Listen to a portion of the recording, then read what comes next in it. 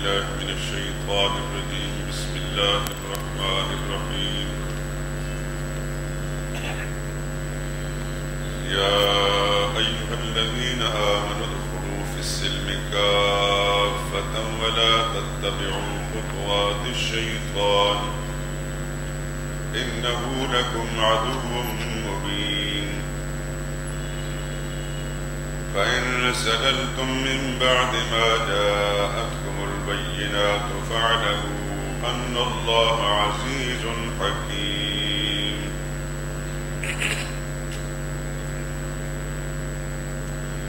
يا أيها الذين آمنوا ایمان والو ادخلوا داخل ہو جاؤ فی السلم اسلام میں کافتن پورے کے پورے ولا تتبعوا اور مت پیروی کرو خطوات الشیطان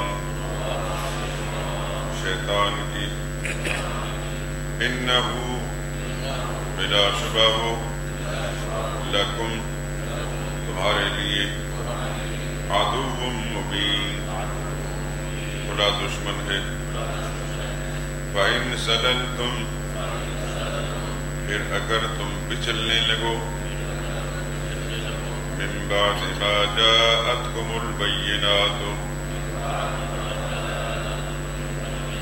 بعد اس کے کہ پہنچ چکے تمہیں صاف حکم فَاعْلَمُوا تو جان لو ان اللہ یقیناً اللہ عزیز حکیم زبردست ہے حکمت والا ہے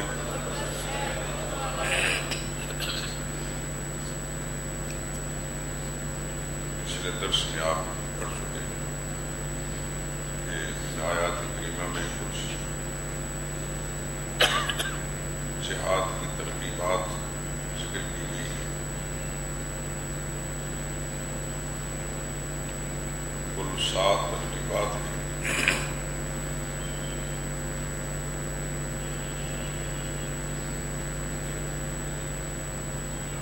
دو کا ذکر اس سے پہلے ہو چکا ہے تیسری اس وقت آپ کے سامنے ہے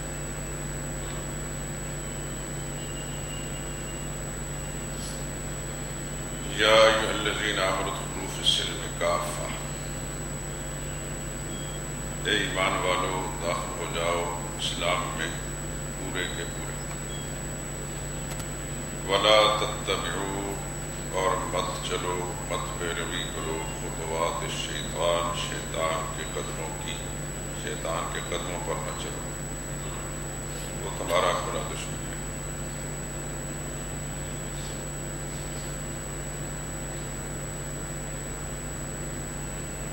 بتایا جا رہا ہے کہ اگر تم نے کلمہ اسلام کا پڑھ لیا اپنے آپ کو مسلمان کہلاتے ہو تو پھر پورا اسلام اپنانا پڑے گا چند ارکان اسلام پر اکتفا کر بیٹھو اور اپنے آپ کو کہو کہ ہم پورے مسلمان ہیں کیوں نہیں اسلام عقائد عبادات معاشرت معاملات اخلاق حکومت اور سیاست صنعت اور تجارت ان تمام شعبوں کے اندر اسلام پر چلنا ہوگا اور اس کے مطابق ان معاملات کو تم نے چلانا ہے عبادات کے اندر تم اسلام کی پیروی کرو اور معاشرت و معاملات کو اس سے الگ کر دو حکومت اور سیاست میں اسلام کی رعایت نہ رکھو صنعت اور تجارت کے اندر اسلام سے برگشتہ ہو جاؤ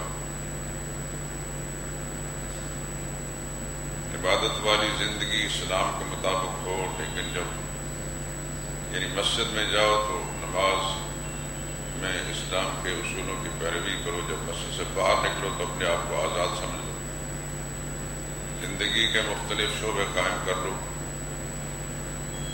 کہ عبادت تو اللہ کے حکم مطابق بجا لائیں گے، باقی معاشرت اور معاملات وہ اپنی مرضی کے مطابق ہوگی، جیسا کہ اس زمانے میں آپ دیکھتے ہیں مسلمانوں کو۔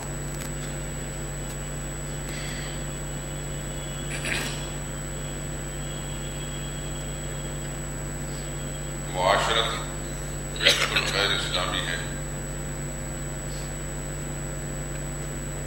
معاملات کے اندر اسلام کے اصولوں کو سامنے نہیں رکھا جاتا، خوشی اور غمی کے معاملات ہیں بالکل اسلام سے آزاد ہو جاتے ہیں، خوشی کے جو معاملات ہیں اس میں خالص کافرانہ ہندوانہ رسمیں ہم نے اپنا رکھی ہیں، لیکن ہم سب پورے وصول سے اپنے آپ کو مسلمان کہتے ہیں۔ غمی کے معاملات ہیں، کچھ ہندوانہ رسومات ہیں، کچھ خود ہم نے ایجاد کر رکھی ہیں، لیکن اس کا اسلام سے کوئی تعلق نہیں ہوتا۔ خوشی کے معاملات جیسے کہ آپ مثال کے طور پر شادی بیاہ ہے، اس میں الف سے یا تک ساری چیزیں غیر اسلامی ہوتی ہیں سوائے خطبہ نکاح اور ایجاب قبول کے۔ بس اس وقت پھر ہم اپنے آپ کو مکمل آزاد سمجھتے ہیں، اس میں نہ اللہ کے کام کی پرواہ ہے نہ رسول اللہ صلی اللہ علیہ وسلم کے طریقوں کی، حتیٰ کہ اس حد تک ہم اسلام سے بے بہرہ یا دانستہ طور پر لا تعلق ہو چکے ہیں کہ کئی لوگ ایسے ہیں جو نکاح کے موقع پر مہر جو اللہ کا ایک حکم ہے قرآن کریم میں آگے سورہ نساء میں آئے گا، وَآتُوا النِّسَاءَ صَدُقَاتِهِنَّ نِحْلًا، عورتوں کو ان کے مہر خوشی سے ادا کرو، اللہ کا حکم۔ لیکن بہت سے لوگ، کیا مرد اور کیا عورتیں، جب معاملات آپس میں طے کیے جا رہے ہوتے ہیں شادی کے، تو باہر کی بات جب چلتی ہے تو کہتے ہیں ہمارے ہاں تو ایسا کوئی دستور نہیں، ہم مہر کا کوئی معاملہ نہیں کرتے۔ پھر اللہ کے دین کا مذاق یوں اڑایا جاتا ہے کہ شادی پر لاکھوں خرچ کریں گے بڑی خوشی کے ساتھ، مہر کی باری آئے کہتے ہیں بس بشری مار لے کر وہاں شریک یاد آ جائے، اور وہ بھی خود ساختہ شریک، 32 روپے 8 آنے یا 12 آنے یا 4 آنے، 5000 روپے مار رکھو۔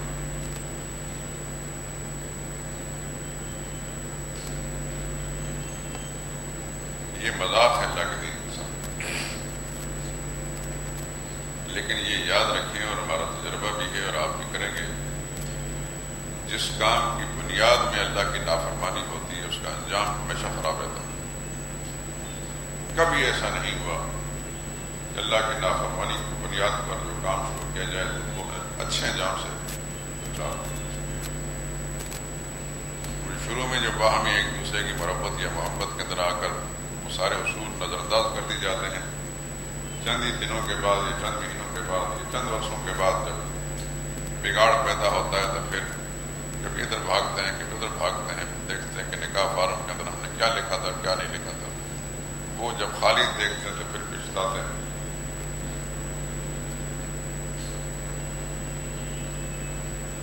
نکاح فارم میں لکھنا یا نہ لکھنا یہ کوئی معیار نہیں ہے، یہ تو ایوب خان نے اپنے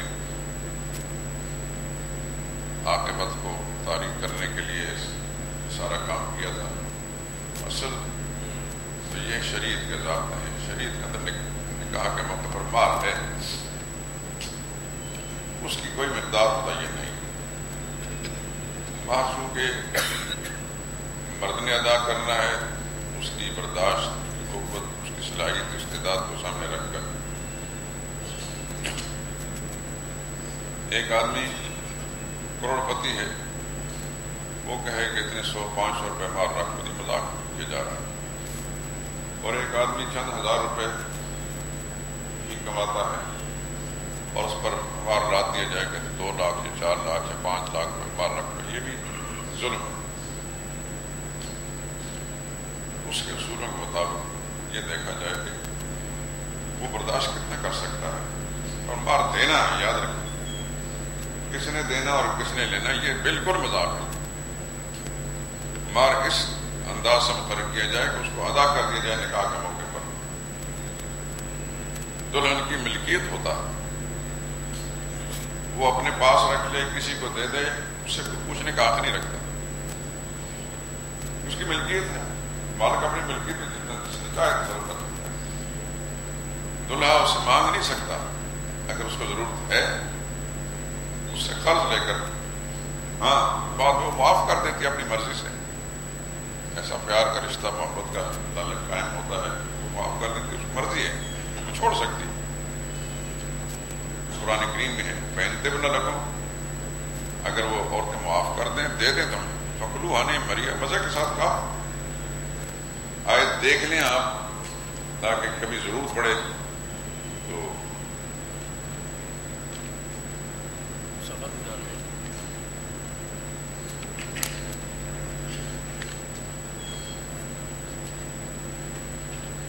صفحہ 99 اور آیت نمبر 4 سورہ نساء۔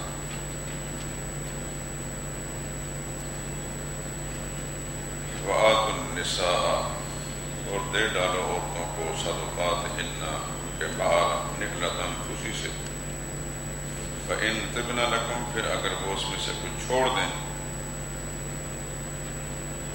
عن شیئن کچھ حصہ یا سارا نفساً اپنی خوشی سے، انڈر پریشر کر کے نہیں، دباؤ میں ڈال کر نہیں، فَكُلُوهُ ہنیئًا مَرِیئًا، کھاؤ مزے کے ساتھ، استعمال کر سکتے ہو،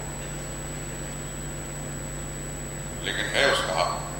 وہ کہا نے یہ مسئلہ لکھا ہے کہ اگر کسی شخص نے مہر شادی کی ہے، مہر مقرر کیا اور ادا نہیں کیا، بیوی نے مانگا نہیں اس لحاظ سے کہ میرا شوہر ہے، اگر میں مانگوں گا تو شاید ناراض ہو جائے، تا کہ ملک الموت آ گیا اور روح کھینچ کر لے گیا اور اس نے مار ڈالا، بیوی زندہ ہے۔ مرنے کے بعد آپ جانتے ہیں کہ ہر آدمی کا ترکہ اگر ہے تو تقسیم ہوتا ہے، شریک وارثوں کے اندر ترکہ تقسیم ہوتا ہے، لیکن ترکہ تقسیم ہونے سے پہلے دو چیز ہوتی ہیں۔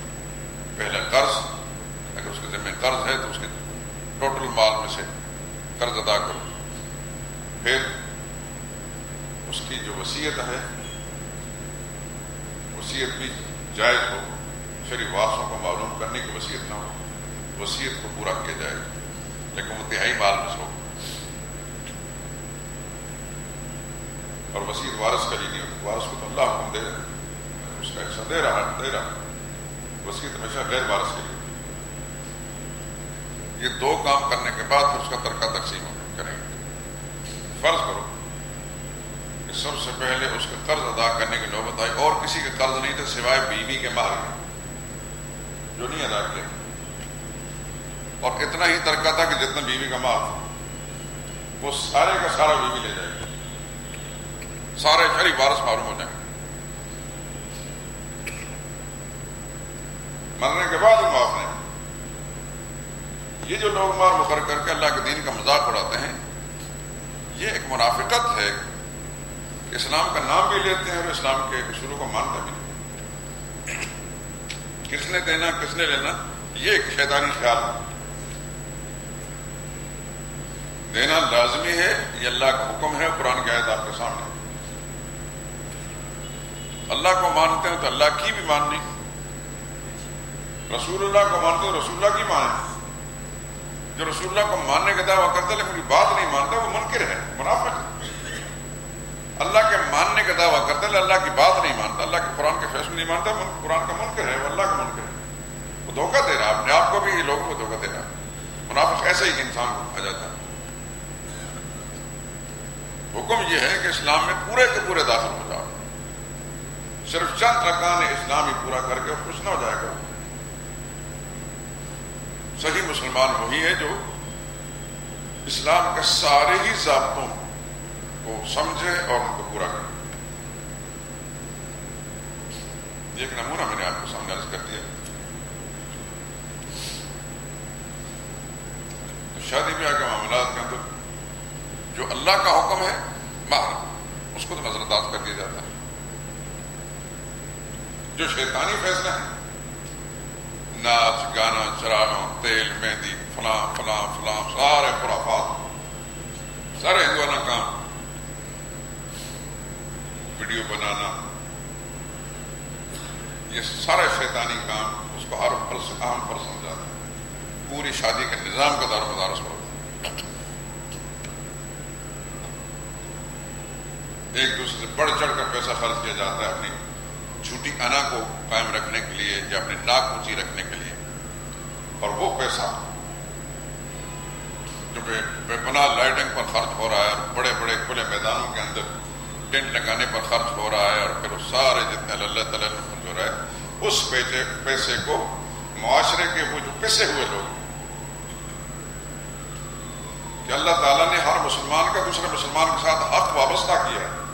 سب سے پہلے اس میں رشتہ دار ہیں، پسے ہوئے رشتہ دار ہیں، لیکن خودداری کی بنا پر آپ سے ہاتھ نہیں مانگ سوال دراز کرتے، ان تک پہنچانا ہے. وہ شیطانی راہ میں خرچ کرنے کے بجائے خدا کے مطابق رشتہ دار کو پہنچایا جائے. نہیں تو محلے دار ہے، واقفکار ہے، ضرورت مند اس کو دیا جائے تاکہ اللہ بھی راضی ہو، ضمیر بھی مطمئن ہو. لیکن ہم شیطان کو راضی کرنے کی کوشش کرتے ہیں، ساتھ ساتھ مسلمان بھی ہیں، دیندار لوگ ہیں، پنج وقتہ نمازی ہیں، تہجد گزار بھی ہیں، لیکن بیٹے بیٹی کی شادی پر وہ سارے شیطانی کام ہو رہے ہیں. ہر سال حج پہ بھی جاتے ہیں اور عمرے بھی کرتے ہیں، تسبیح پکڑی ہوتی ہے، بظاہر بڑے متقی کا صاحب ہوتے ہیں، لیکن شادی بیاہ کے معاملات بیٹی کے ہوئے بیٹی کے سارے شیطانی کام ہوتے ہیں اور پیسہ وہاں اجاڑا جاتا ہے. لیکن کوئی ضرورت مند اس کو 100 روپے دینے میں مشکل نظر آتا ہے، لیکن وہاں ہزاروں نہیں لاکھوں اجاڑ دی جاتی. یہ دوغلا پن ہے.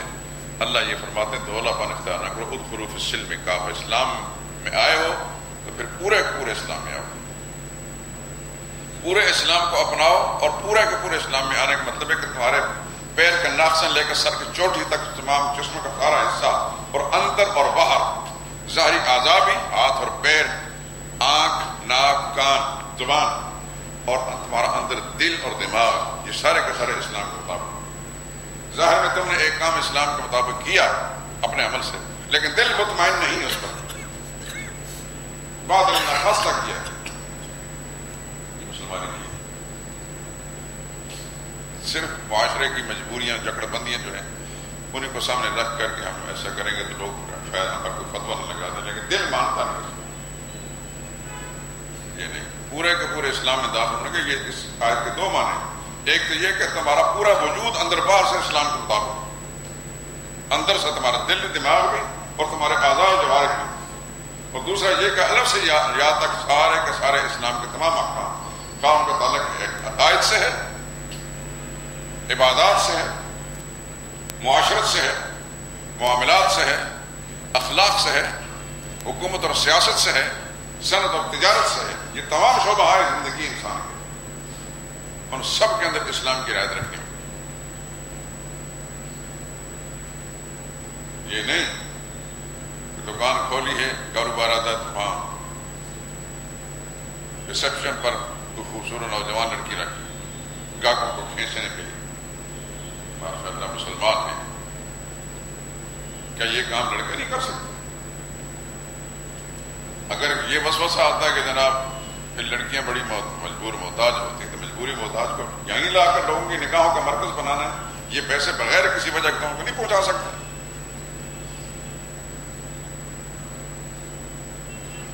اللہ نے مسلمان کو مسلمان پر حقوق رکھے ہیں. المومن للمومن کجسد واحد. مسلمان کے لیے ایک جسم کی طرح ہے، یشد بعضہ بعضا. اور ایک حدیث کے اندر المومن للمومن کالبنیان. مسلمان کے لیے ایسا ہے جیسے کہ ایک بلڈنگ ہوتی ہے جس کی ایک اینٹ دوسری اینٹ کی تقویت کا سبب بنتی ہے. یشد بعضہ بعضا. حضور نے پھر اس طرح دونوں ہاتھوں کو پنجے میں ڈال کر اشارے کے ساتھ سمجھایا کہ جس طرح ایک اینٹ دوسری اینٹ کے ساتھ مل کر اس کو تقویت پہنچاتی ہے، ایک مسلمان دوسرے مسلمان کے ساتھ اس کو قوت دیتا ہے۔ ایک آدمی جو ہے کروڑوں میں کھیل رہا ہے اور دوسرا بالکل دانے شبینہ کے لیے ترس رہا ہے، اس کروڑوں میں کھیلنے والا جو ہے اس سے پوچھا جائے گا، اللہ کے نبی نے فرمایا تم میں سے کوئی شخص مومن نہیں ہو سکتا کہ وہ پیٹ بھر کر کھانا کھاتا اور اس کا پڑوسی جو بھوکا سوتا۔ جس نبی کا کلمہ پڑھا ہے اس نبی کی یہ تعلیمات بھی ہیں۔ صرف اسی پہ اکتفا نہ کر لیا جائے کہ اپنے جو شرعی وارث ان کو تو پیسہ دے دیا ہے، جو زکوٰۃ ہم نے نکالی تھی وہ بھی تقسیم کر دی ہے۔ اس کے باوجود بھی معاشرے کے اندر ایسے لوگ موجود ہوتے ہیں، ضرورت مند ہوتے ہیں، زکوٰۃ سے باہر بھی پیسہ خرچ کرنا۔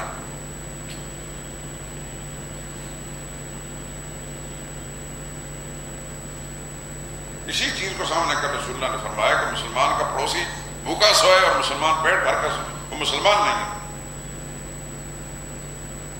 آخرت مر کر جانا ہے، سب نے، غریب نے بھی جانا اور امیر نے بھی جانا، اور اللہ کے ہاں تو پائی پائی کے حساب بھی ہوگا، رسول اللہ صلی اللہ علیہ وسلم کی شفاعت کے بھی حقدار بن کر امیدوار بن کے جائیں گے۔ وہاں اگر یہ کہہ دیا گیا کل کیا کر کے آئے، کیا ذمہ داری تم پر ڈالی گئی تھی، دنیا بھر کا جو مال اور آسائشیں اور آسودگیاں تمہیں دی تھی، تو پھر تمہارے ساتھ انسانی طبقات جو ہیں ان کے حقوق وابستہ کیے تھے، تمہیں کسی در در کے ٹھوکروں سے بچا کر، کسی کے سامنے سائل بنانے سے بچا کر امیر بنایا تھا، تو تم کیوں انتظار کر رہے تھے کہ تمہارے دروازے پر آئے تو کوئی مانگے تبھی کیوں دو؟ اللہ کے اس احسان کو تم بھول گئے۔ وہ چاہتا تو تمہیں بھی در در کے ٹھوکروں میں ڈال سکتا تھا۔ تمہاری عمارت جو تمہارا ذاتی کمال تو نہیں، یہ تو اللہ کی عنایت ہے، اس کی تقسیم ہے۔ واللہ فضل بعضکم علی بعض فی الرزق، قرآن کریم میں ہے، اللہ نے تم میں سے بعض کو بعض میں رزق میں اضافہ دے دی، فضیلت دے دی ہے، لیکن یہ معنی نہیں کہ تمہارا ذاتی کمال ہے، اللہ نے دیا ہے، یہ تقسیم اللہ نے رکھی ہے۔ جس طرح انسانوں کے وجود میں، اس کے حسن و جمال میں، ان کے عقل و شعور کے اندر اللہ نے تقسیم کی ہے، کسی کو زیادہ عقل مند بنایا ہے، کسی کو کم رکھا ہے، کسی کو زیادہ خوبصورت بنایا ہے، کسی کو کم ہی، کسی کا قد بڑا بنا دیا، کسی کو کم چھوڑا ہے۔ اسی طریقے سے فہم و فراست کے اعتبار سے، عقل کے اعتبار سے تقسیم کی ہے، اس طرح معیشت کے اعتبار سے اللہ نے تقسیم کی۔ یہ اللہ تعالیٰ کی تقسیمیں ہیں، لیکن اس تقسیم کے ساتھ یہ دیکھیں کہ اس تقسیم میں اللہ نے مہربانی کی ہے مجھ پر، معاشرے کے دوسرے طبقات کے مقابلے میں مجھے اللہ نے زیادہ مہربانی سے نوازا ہے، تو پھر یہ فرض بن جاتا ہے کہ پھر احسنوا کما احسن اللہ الیک، یہ بھی اللہ نے فرمایا کہ جس طرح اللہ نے تم پر احسان کیا تم بھی خدا کے مخلوق احسان کرو۔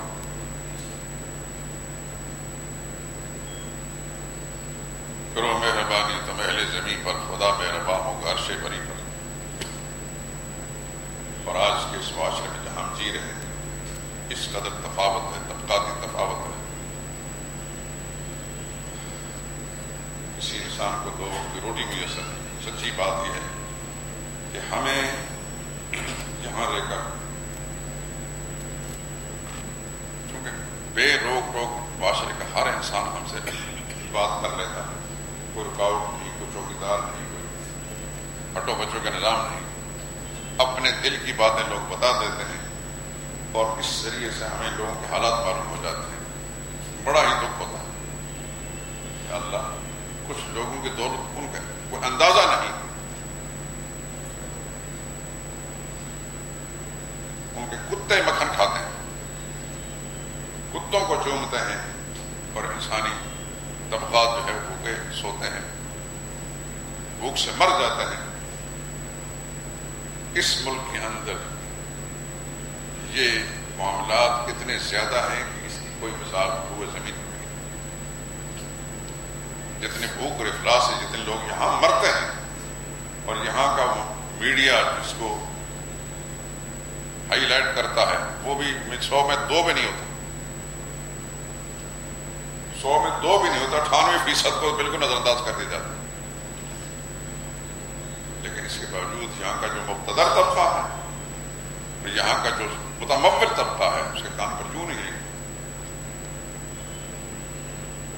بلکہ یہاں تو صورتحال ایسی ہے کہ صاحب اقتدار ہو یا صاحب مال ہو، وہ غریب کو تو ایک آنکھ دیکھنا گوارا نہیں کرتا،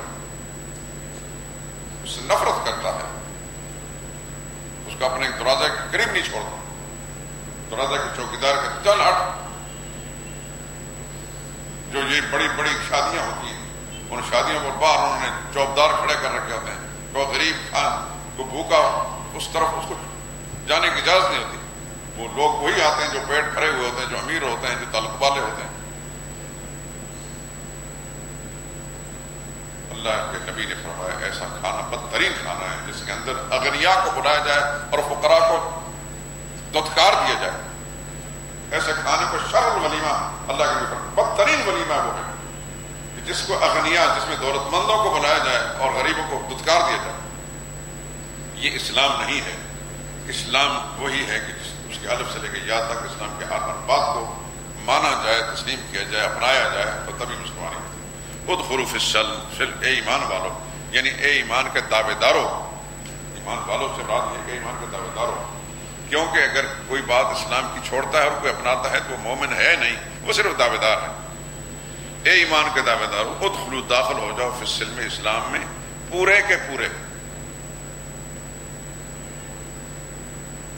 اب اس کے دو معنی پورے کے پورے. ایک تو یہ کہ تمہارا ظاہر باطن اسلام کو اپنانے والا ہو, اور پورا کے پورا تو یہ کہ اسلام کی ساری باتیں ماننی,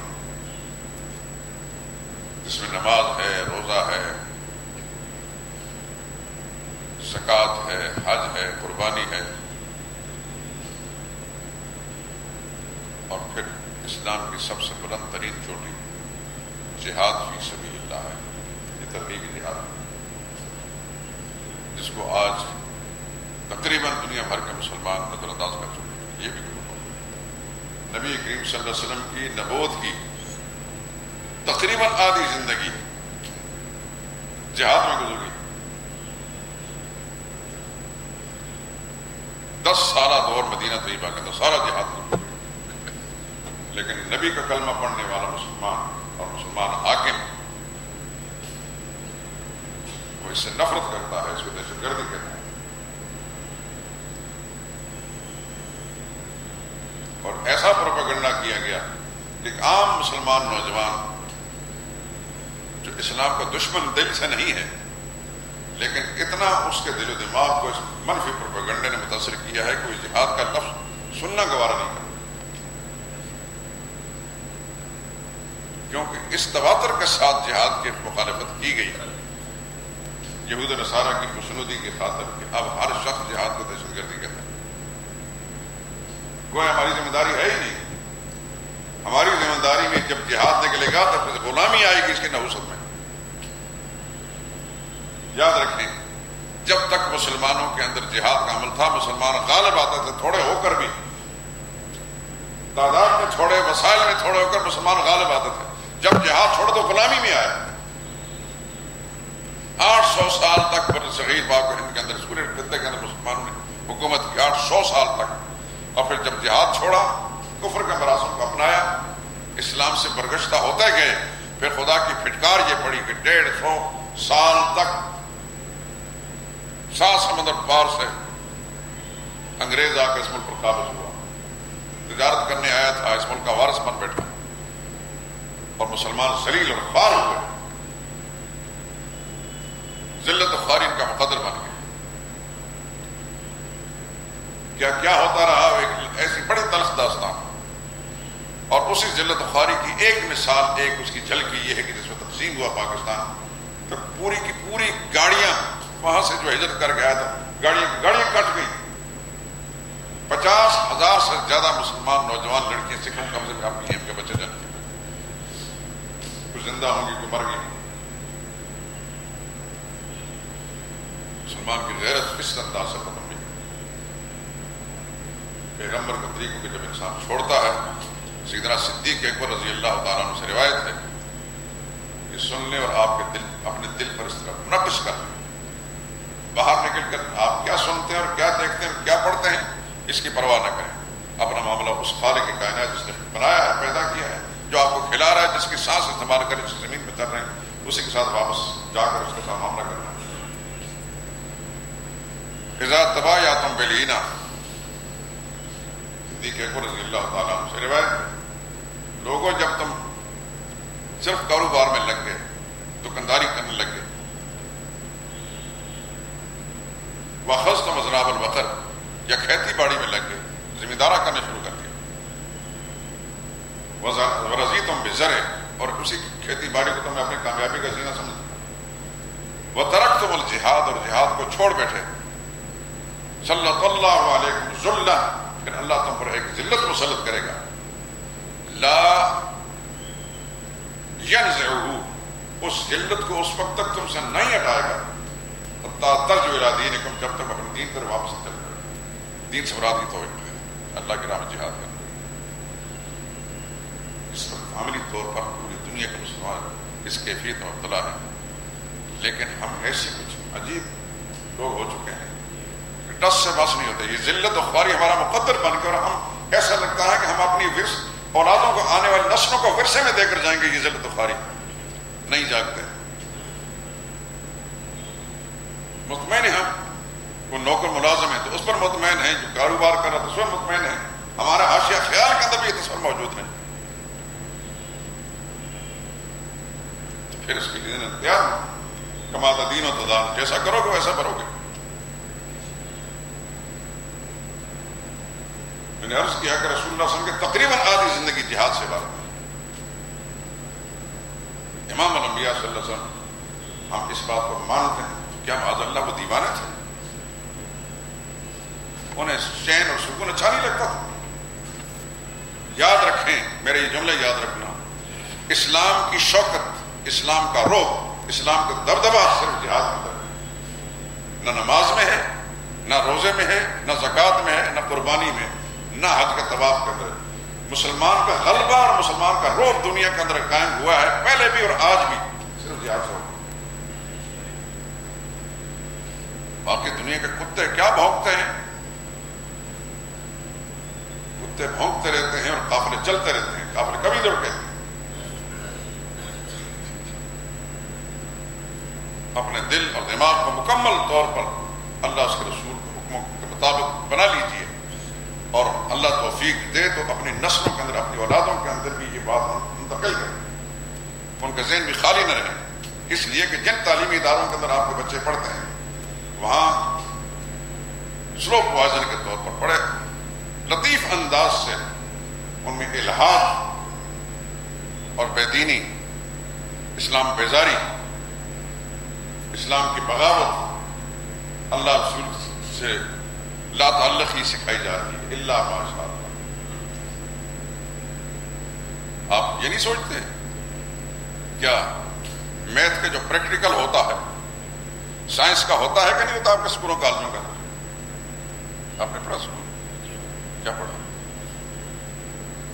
ہوتا ہے اسکولوں کا، سائنس بھی ہے، میتھ بھی ہے، اور دوسرے جتنے مضامین بھی. کیا اسلامیات کا پریکٹیکل ہوا؟ اس لیے کہ اس کی اہمیت ہی کوئی نہیں. وہ رسماً برائے نام اس کو رکھا جاتا ہے. کچھ دن مجھے بھی ان اداروں سے واسطہ پڑا ہے. میری ایمانداری سے کہتا ہوں، قرآن میرے سامنے ہے، پاکستان کا سب سے بڑا نامور اسکول، جس میں 10,000 بچے اور 200 استاد ہیں. بڑی سفارشوں کے ساتھ بچے داخل ہوتے تھے، لیکن مجھے ایک دن بھی وہاں سکون نہیں ملا. اس واسطے جو کچھ میں اندر جا کر دیکھتا تھا کچھ بھی نہیں تھا. استاد کے ذہن کے اندر بھی یہ ہے کہ اصل تعلیم سائنس ہے، انگریزی ہے، میتھ ہے، یا اس سے متعلقات ہیں. اسلام کچھ نہیں، اسلامیات کچھ نہیں. برائے نام اس کا پیریڈ ہو یا نہ ہو، نکھٹو قسم کا، ردی قسم کا، نالائق قسم کا ٹیچر جو اسلامیات پڑھانے کے لیے.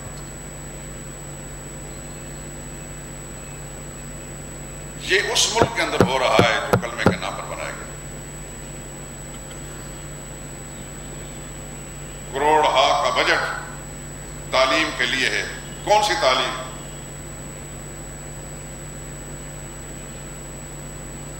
وہ جو لارڈ میکالن نے چھوڑی ہے اس کے لیے. کیا مسلمان قوم کے ٹیکسوں سے جمع ہونے والا اثاثے اور پیسے اسلام کی بقا اور اس کے فروغ کے لیے اور اسلام کی تعلیم کے لیے اور اللہ اس کے رسول کے احکام، قرآن کریم اور حدیث مبارکہ کی تعلیم کو فروغ دینے کے لیے، اس کے لیے بھی بجٹ کو حساب کر رہا ہے. وہ تو کسی بھی حکمران کے حاشیہ خیال میں بھی نہیں ہوتا.